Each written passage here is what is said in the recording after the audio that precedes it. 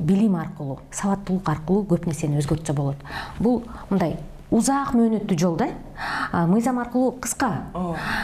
Билим, маданият аркылуу узак мөөнөттүү, бирок туруктуу. Мына сөз бар да. Билимдүү аял бактылуу үй бүлө. Биз билим жактага көбүрөөк багыт кылышыбыз керек. Эмне аркылуу? Мектепте психологиялык сабактарды киргизишибиз керек.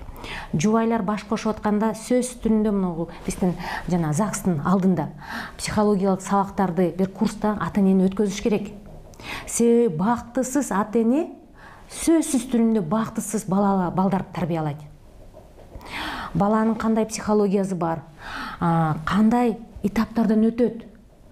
Ата-эне запкы жеген ата-эне баласы ушу мен запкы жедим деп келсе, оозун жап дейт. Себеби өзүнүн балалыгын эстей баштайт дагы, а бул оорулуу нерсе.